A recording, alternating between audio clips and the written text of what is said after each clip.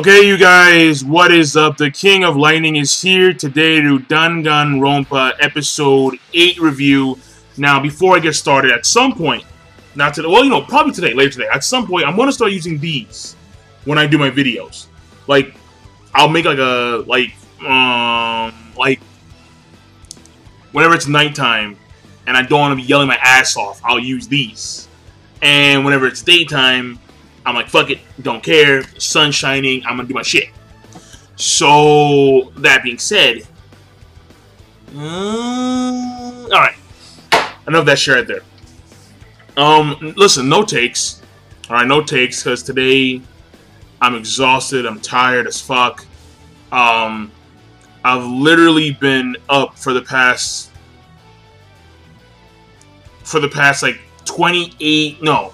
like, 38 hours. I'm exhausted.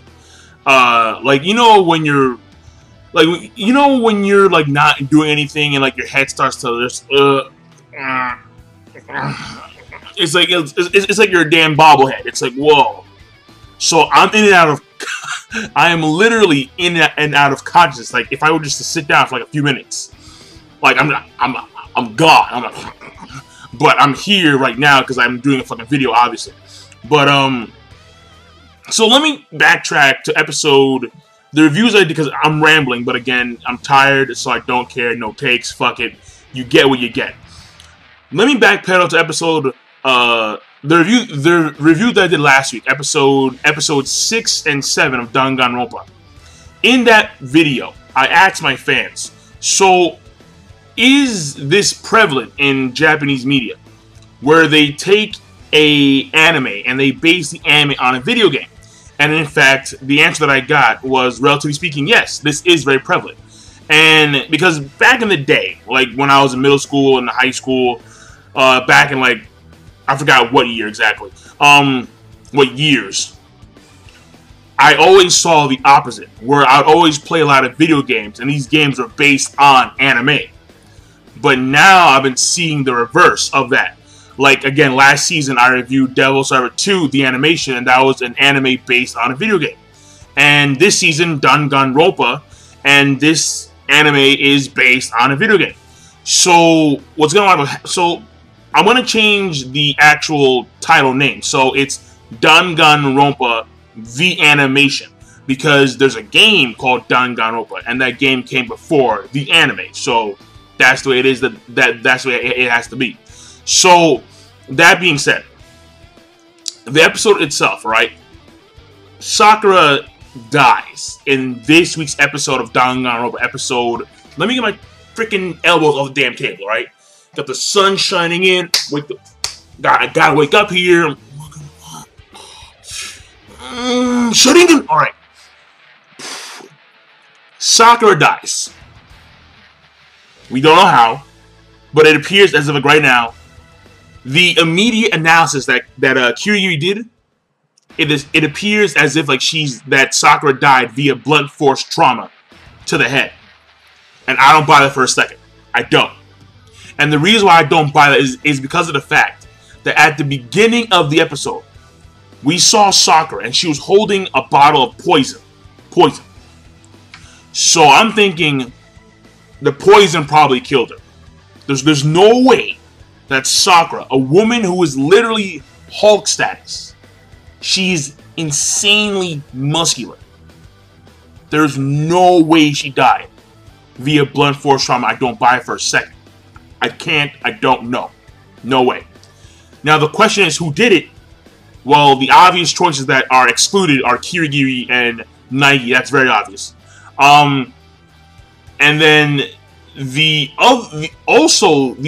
two obvious choices that probably didn't do it are Genocider and Togami, because see, that'd be way too obvious, because there was this whole like beef between Asahina and Togami, and then Togami using blunt force.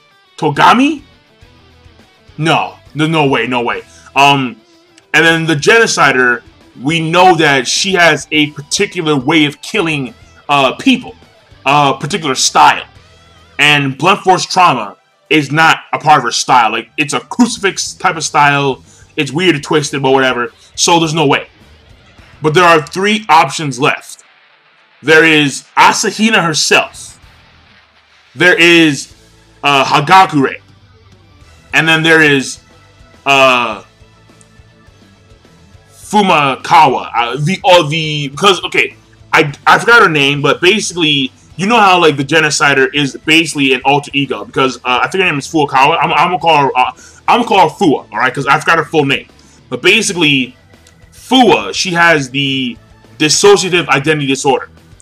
So she has multiple personalities in her mind.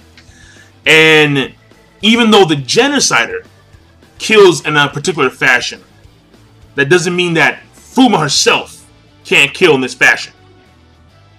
So it could be her.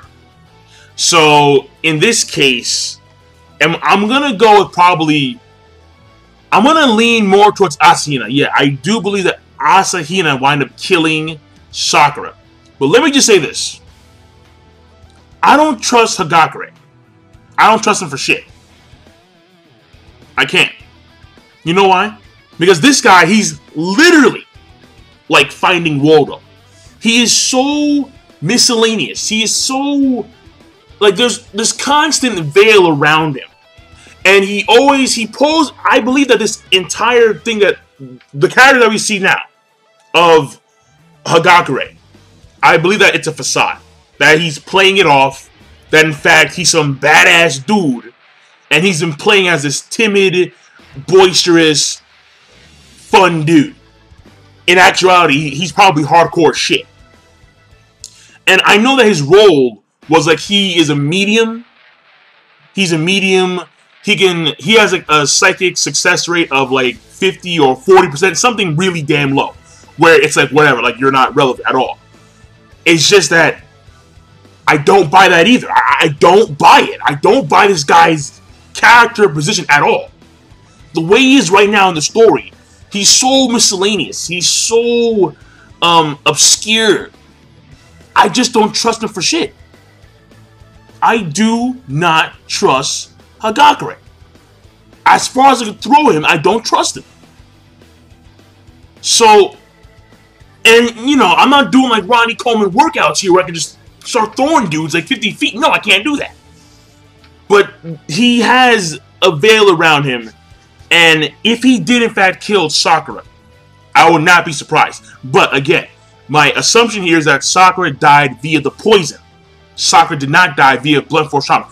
You can't tell me that Sakura's gonna die via blunt force trauma. The fuck no. Oh hell no. We saw, and it probably is Asahina, because when they were in the physics department, it was only Asahina and Sakura who were there. Only those two. I think Nike may have been there too, but I'm not too sure. But as far as I know, it was both Sakura and Asahina who were searching through the cupboards. And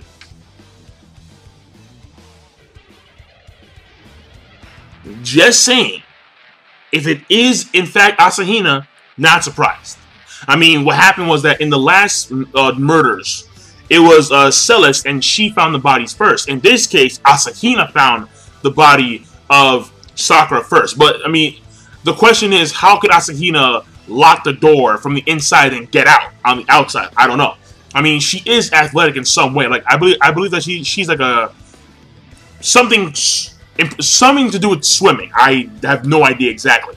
But either way, don't trust her. I think it's probably either her or Hagakure. Fuma, she's a possibility.